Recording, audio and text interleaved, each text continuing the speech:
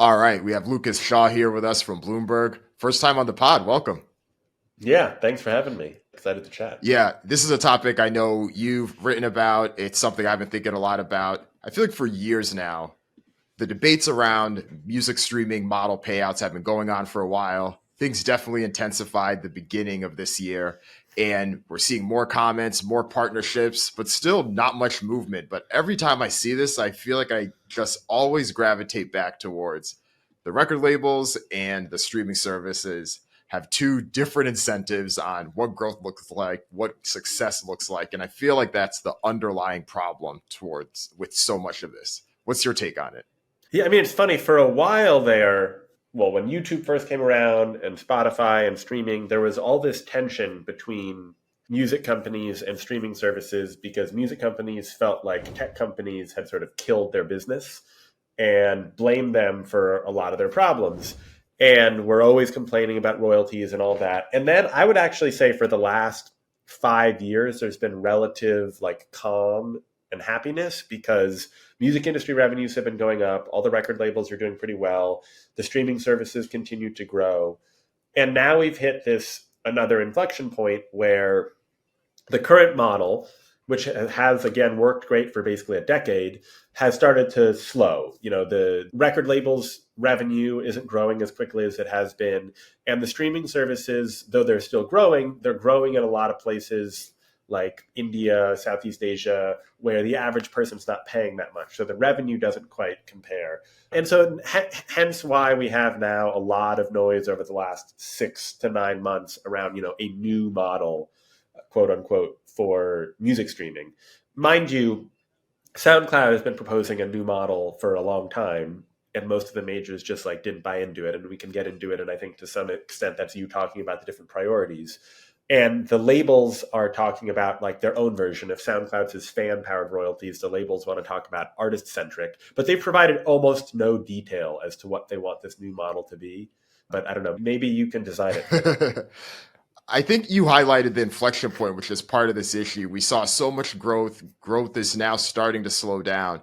And I think growth is also slowing down in this post IPO era of the major record labels. You have UMG goes public summer 2021, Warner goes public the summer before that. And those stocks have been down since those IPOs or since they went public. I think Warner's is down at least 16%, or Warner's is down around 11%. UMG's is down at least 16%. And you have all these other actors like Bill Ackman and others getting involved. And they praised UMG so much when this deal happened. They want to see a return on that. So I think a lot of the pressure is coming into all of the things we're hearing, whether it's how much to charge for streaming, how that actual price is being charged, how it should be distributed. And to your point, as you mentioned, SoundCloud, we've heard a few things from Tidal, Deezer, others have been testing out new models. I think part of the challenge there, though, is those models in a lot of ways have been pushed as ways to increase revenue opportunities for the independent artists and the artists that are using those platforms, because I think that's one of the big takeaways from these user-centric fan-powered royalties. They can add a bit of a boost to the indie artists, especially if you have a user that really likes them, but they haven't necessarily been as favorable to the biggest artists in the world, and those are the artists that the major record labels want any type of change to ultimately benefit. Yes, because we all know that Taylor Swift and Drake and The Weeknd are really hurting and they need the extra $2 or $3 million from Spotify. Yeah, I mean, that's sort of the nut of the disagreement, right? Is that the major labels want their artists, the professionals, the creme de la creme, to get more and more than some dude making ambient noise in his basement or like a young Dua Lipa wannabe or I don't know, something amateurs Rain essentially. music is the thing that I kept hearing. Rain music and whale music. Yeah. But, I don't know. It's like distinguishing between different levels of stream, right? And one of the issues for me, I guess, is YouTube and other services have sort of eliminated the distinction between amateur and professional. Like any amateur is basically a viral video away from being a professional if they want to be. And so I think it gets very tricky to try to charge different prices or deliver different royalties for different people. Not to say that there's not some innovation to be had in the model. I'm just not sure that's it. Yeah. And I think YouTube's a good place to start with this because there's a few models that we can break into. There's a few proposed changes that are structured in here. YouTube is actually where Warner Music Group's current CEO, Robert Kinsel, he used to be chief business officer over there. And one of the things that he was really pushing over there was this project called Project Bean. And it was a multiplier approach where the thought is if you start your listening session, or in YouTube's case, if you start your viewing session with a particular artist or creator, then that person should be compensated more for the duration of what they lead to and the fact that you might be searching for them as opposed to an algorithmically led play, stream, listen, whatever it is. And he's ultimately pushing for a similar thing with the streaming services now. I believe it was at a Morgan Stanley call or conference where he had said, if you start your music session with Lizzo, then Lizzo should be paid more for that. And I think that's an element of trying to separate the weed from the chaff. They're trying to focus in on what they consider to be their creme de la creme. To your point, I don't think Lizzo's necessarily hurt, and she just went on a huge arena tour, but that's ultimately what they want. I think that does highlight how not all streams are weighted the same, but it's still a zero-sum game. So if you're going to be providing more through this revenue multiplier opportunity, you're potentially still taking away from others. See, to me, that's the issue, is that they're sort of talking about ways to divide the pie differently instead of talking about ways to grow the pie. Now, they're talking about both, but I think it's more important and likely more fruitful going forward to try to talk about ways to grow the pie. It's also, I would add, an interesting way for music companies to deflect from their own accounting. You know, for years, music companies got mad at streaming services because they said that they didn't pay artists enough. And they got all the artists, or at least a lot of them, fairly riled up in saying, Spotify pays me, a third of a cent for every stream, and that's not fair. But the pie grew by a lot every year. And one of the things, and so the music companies, partially also because they went public, as you noted, stopped attacking the streaming services. But there's one thing that's always been true, which is that the record companies and the music publishers decide how a lot of that money is allocated, right? It's Lucian Grange, head of Universal Music Group, who helps decide that the record labels get more than the publishers, the songwriters, because they generally have better splits with the record labels. Now, they push back on that and say that that's not true. That's one version of how this plays out. The other thing is that, again, then in those deals, the record labels keep a lot of that royalty money. So you could argue there's sort of the artists are one constituency and the record labels are another. The artists could say, well, we might be happier if the record labels gave us a bigger share. And so the best way, again, to keep all of those constituencies happy is to just grow the pie instead of reallocating and trying to sort of tilt it towards the big players. Which is why we didn't hear as many complaints about this in 2017, 18, 19, when growth was just up and to the right. Everyone was making more and more, so there was less pressure on this particular issue itself. Yeah, and because I think to what you said, a lot of these companies are starting to think about, two of the three major music companies are starting to think about going public. And then you don't want to freak people out.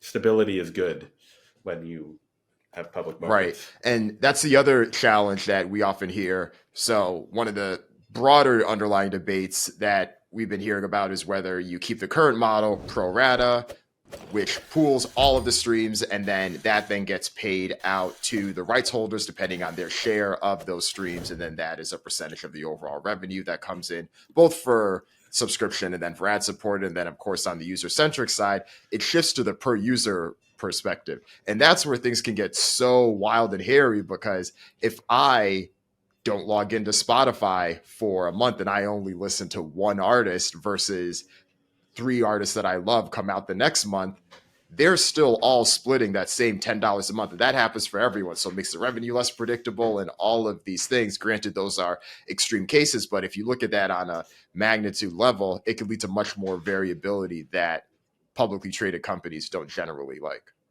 Yeah. What do you make of the fan-centric model?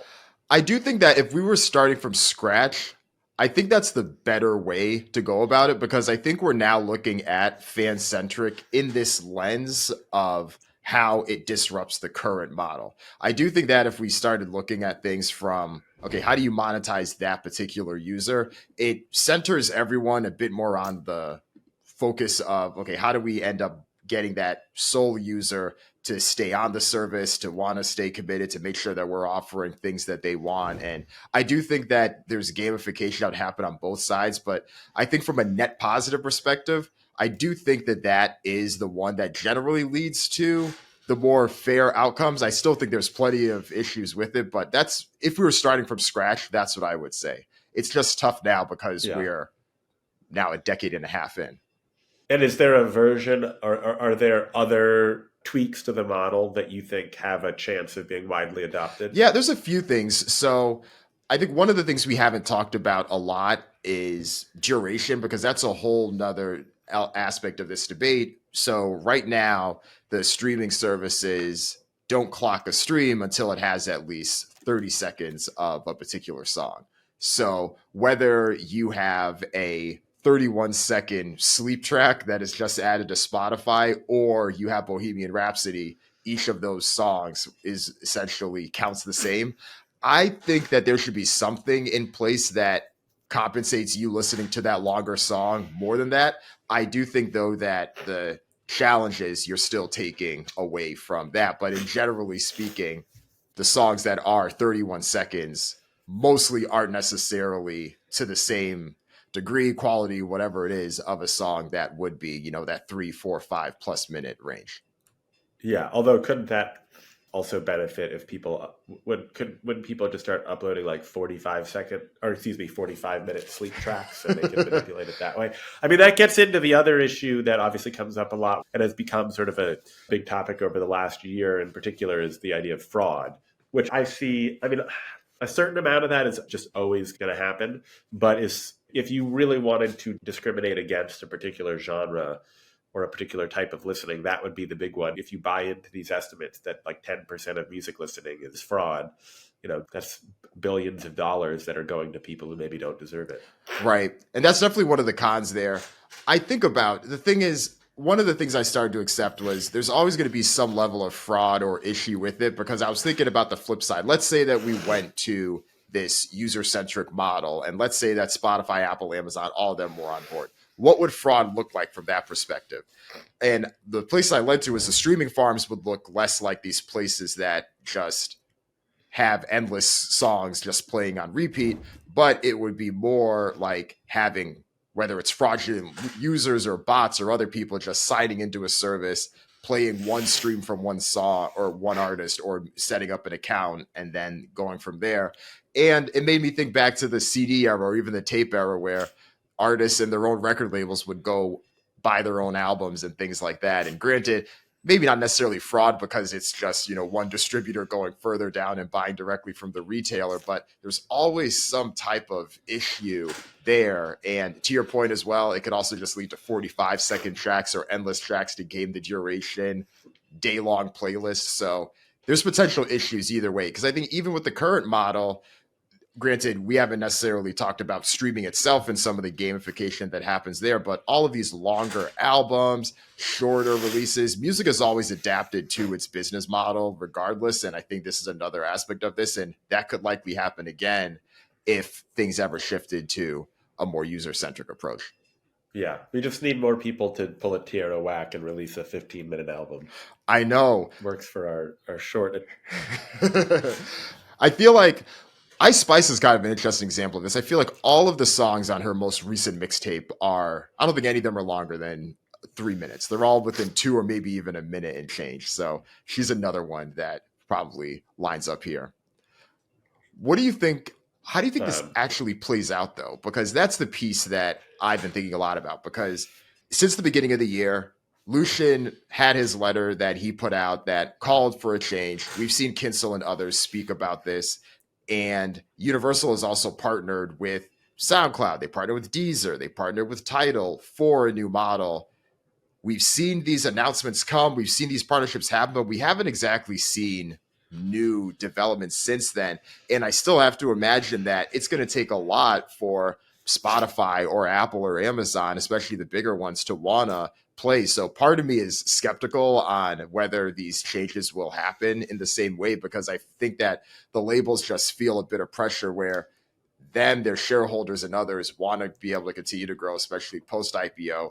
They don't have the same leverage, let's say in video, where you could easily pull your content. They rely on Spotify and Apple and Amazon way too much. So they're kind of squeezed here, and they're trying to do it through public advocacy. They're trying to partner with smaller DSPs that have their own different incentives to support independent artists. So, and they don't necessarily have the technology themselves to go launch their own service to go do a Disney Plus type of thing. And I know audio and video are just so different in that way. So I'm a bit skeptical, but what's your take? How do you see this playing out?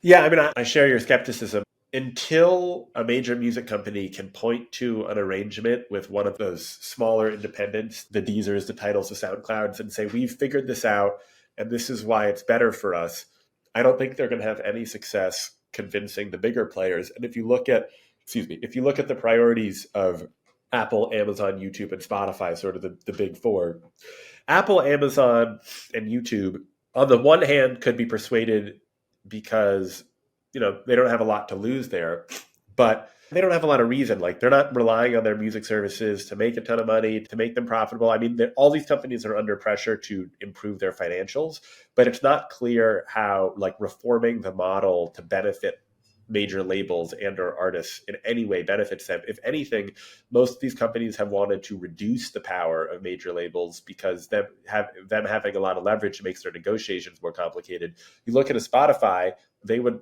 like the major labels to have less of a say because it gives them a better chance in the long run of trying to improve their margins and reduce their payouts to rights holders. I think it's more likely that they look for ways to grow the overall pie because that's what would most benefit them. Which is why I think, we've already seen Apple and Amazon raise prices. It's inevitable to me that Spotify is going to raise prices.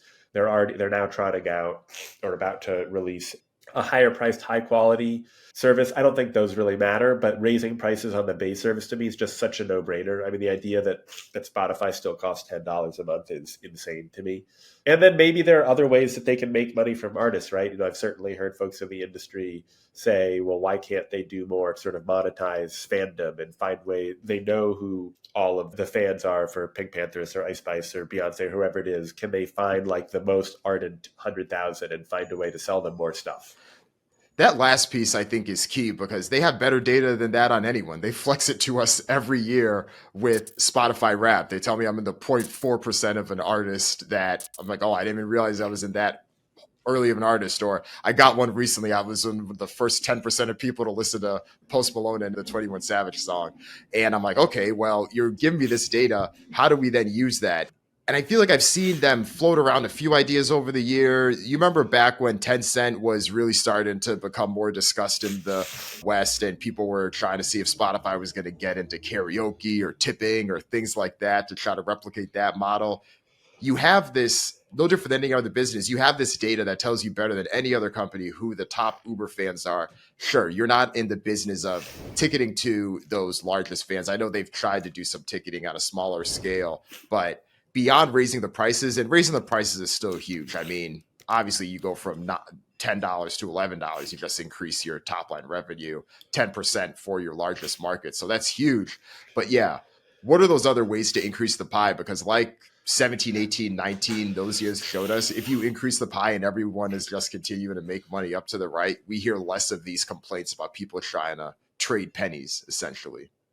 Well, I'll get to that in a second. I actually think that pricing, like these places could raise prices by like $5 over the next few years and they wouldn't suffer much. I think we've seen it in video. You'll churn a little bit, but you can raise prices with some degree of impunity. Which would fundamentally change the business. I mean, as far as the fan interactions, I mean, look, there are people who have way more experience and expertise than I do who could come up with the examples, but all the noise around NFTs a year or two ago, that was really, or the idea of Web3, right? That was the idea of finding ways to monetize fandoms. We've seen it happen in Asia. We've seen it happen in certain parts of the creator economy in the US. There's no reason it can't work in the music business. YouTube has like 8 or 9 other forms of what it calls alternative monetization, whether it's selling subscriptions, which obviously Spotify already is, or like super chats, or what, like all of these different things that you can do. And there have to be some versions of that for music. Now, maybe that's not something that the top artists are going to do because the incremental revenue just doesn't matter as much to them. But if you're a lower or middle class artist who's like struggling to make money or make enough, like those feel like no-brainers to me, people who'd be more likely to opt into that. And that can be, opportunities to chat or like take the idea of sort of fan meet and greets, but make it virtual, take some of those things that happened during the pandemic and try to bring them into your daily life. Or if you want to give people, like, let's say you're an artist on tour and you want to give people like a sneak peek at your rehearsal, like there are just so many ways to try to honor and interact with your most ardent fans. I agree. It also makes me think of vinyl as well, because half of the vinyls that are purchased, more than half, people aren't even listening to. They're put up in the wall as decor, as merch, as ways to show their own self-expression. And Spotify has the data that can infer who those people are that could be most likely to purchase that. So I think all of the things that you could have on the platform that could enable that, I think, are key. The pushback I've often heard, whether it's from people at Spotify or people that know the business well, is that they've been hesitant to do anything or add anything to the platform that isn't directly involved with you or I streaming a song. So whether that's interacting with fans or that's having other type of opportunities or experiences, if that doesn't involve you doing this direct revenue generating activity, they're hesitant to do it. I think that it could be a bit of forest missing the trees there, but that's the pushback I've often heard. But they have been more than happy to experiment with video like 8 different times and have it fail every time. True. I think back to the days where they don't push it as much anymore, but like when Rap Caviar used to have the weekly videos and things like that, you used to see them push more into this, especially with some of the video exclusives for the podcasting. You saw a lot of it, but you just haven't seen as much. Yeah. I don't know. I hear you. The pushback I've gotten when this has come up is like most artists just won't do it. That it's hard enough to get them to show up on time or do all sorts of things in their daily life that they're not going to want to add a bunch of other things to their day to make a little extra money from fans. And while I think that's true, like I said, I think that's true for the really big artists, I think it's less true for up and comers. And look, maybe there's not as much of a market, but I think musicians and social media content creators have a fair amount in common. And there are certainly ways that Spotify could sort of learn from what YouTube's already doing. Right, because if you're an artist that is native coming up, these are the folks that you want to continue to attract and build. This is how they're natively growing. They're reaching into their fan bases and they're tapping into them. If they're not going to do it on your platform, they're going to do it on someone else's. And we've seen how YouTube's revenue has continued to grow and how it's become a much more meaningful player in music. So I do think that there's a broader opportunity there. The other thing that you mentioned, we talked a bit about pricing. One of the rubs I've heard about pricing itself is how the record labels and the streaming services would split that additional pie, or how they would split that additional incremental dollar that's there.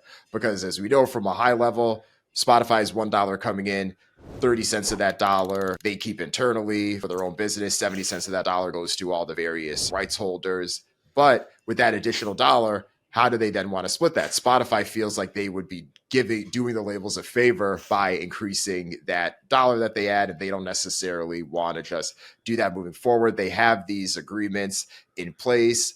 Spotify itself has advances that it's trying to recoup from a revenue perspective as well. So how that revenue perspective or how that recoupment looks like, especially if the model changes, but could be all in whack in a lot of ways. But from a pricing perspective, that's the rub there. So I think that we will see Spotify eventually raise their price. I think it'll probably be likely $1 in the most developed markets, but that's the one rub I've heard. Spotify wants something in return, and they probably feel more pressure to want something in return as opposed to Apple, Amazon, YouTube, since they, as you mentioned, sit under larger corporate entities. So music is more of a customer acquisition and brand play in a lot of ways, as opposed to Spotify trying to build a real business around audio.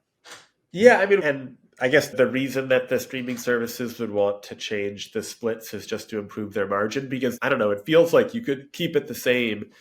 And even though they would still have to pay out a lot of extra money and it doesn't help them that much, like there also is an issue of just sort of fixed costs that they have. So bringing in incremental revenue should still improve margins for music companies. It won't improve them dramatically.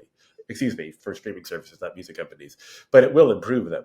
And so if Spotify can take its monthly price from $10 a month to $12 or $13 a month, it's going to improve the business. Now, I hear you, maybe they want to renegotiate it, but if I'm a music company, you set a precedent that on those extra dollars that all of a sudden the split goes down 5%, and Spotify is going to push on that for the rest of it for the next deal. Yeah, I think there's wiggle room there. And I think to that point you mentioned earlier on pricing, we're right now talking about $1 or $2 increases. I do think in the most developed markets, they have so much more pricing power. They have so much more runway. And I know that anything that is seen as a limit on growth, especially because all these services want to continue to grow, they are hesitant to do anything like that. As you mentioned before, the markets that Spotify is growing in the most are markets where they cannot charge $10 or even $5 a month for a regular service. But in the developed markets, I think it could be 15. I even think you could go up to 20 and for some of these areas. Like we talked about video, and I do know that audio and video are different in a lot of ways, but because of the nature of the listening experiences, and because I think people are probably more likely to pay for fewer audio experiences because it is passive as opposed to video being active, I do think that you could get away with commanding a higher price. And that's how, even if they charge a price that's more in line with what Netflix now charges, a lot of these challenges, as we keep going back to, wouldn't come up nearly as much because of how much more money the business is making. Yeah, if you raise the prices to $15, fundamentally different business in so many ways. Yeah, I don't know. I mean, I went to a store yesterday, 2 days ago, and I just bought a bottle of sparkling water at a 7-Eleven, and it was like $3.30. That used to be like $1.50. I mean, Spotify's and music streaming more broadly is one of the only industries that doesn't seem to have taken part in inflation over the last many years. It's wild. It really is wild. What do you currently pay? Do you use Spotify or do you use a different service? I use the Spotify family plan. Okay. All right. Same here. Yeah, my wife and I are on a plan, and I think we split that. It's like $13 a month. So yeah, I'm well below that, and it sounds like you're pretty well below that too. And for us as power users, compared to how much we probably spend on video, I mean, probably at least 5-10 times that. Yeah, I probably spend at least $80 to $90 on video every month across everything. I also imagine the nature of your job. You have to stay tapped in. It can't be like, oh, I don't know what's happening with this series or platform. I don't have a subscription. You kind of have to be tapped into all of them. There are one or two services that I don't permanently pay for, but I do pay for most of the big ones. Yeah, no, that makes sense. That makes sense. I mean, like we said, I think that I'd be surprised if we see any big movements here. But before we go down the road too far, let's just fast forward to where are we summer 2024? So a year from now, are we still having the same debates? Has Universal been able to make any progress? Is Spotify priced any differently? And we could take each of those one by one, but where do you think we are with things a year from now? Yeah, I think prices for all the streaming services will have gone up. Like $1, $2, or? I'd say $1 or $2. Okay. Probably not more dramatic than that. But I'd say $1 or $2. And I think that music companies will have gotten some of the other independents to like agree to test and experiment with different models, but there won't be some new model that has replaced the current one. Agreed. And then do you think that we make any movement on multipliers or duration or any of those proposed changes? I think that similarly, like people test it out, but nothing becomes the new common standard in that time period. Right. And then big picture as well, I still do think that the underlying crux of this is that platforms with two different incentives. And I think if the record labels do see themselves as having, the major record labels do see themselves as having this HBO level content, if you are taking a step back, the best way to solve that is having your own service, having your own platform. I think that could solve a lot of things, but I just don't see that happening.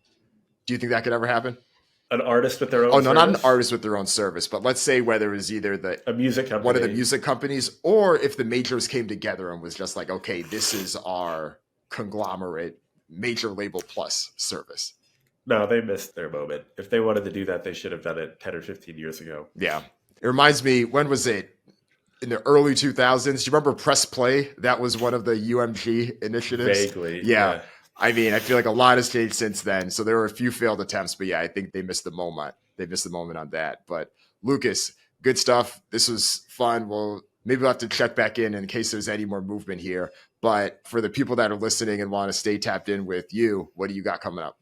What do I have coming up? I send out a newsletter every Sunday called Screentime about business of pop culture, film, TV, music, podcasting, and a bunch of stories that I can't really talk about. And then we have the Screentime conference in the fall. Nice. So yeah, tell us what's the deal with the Screentime conference?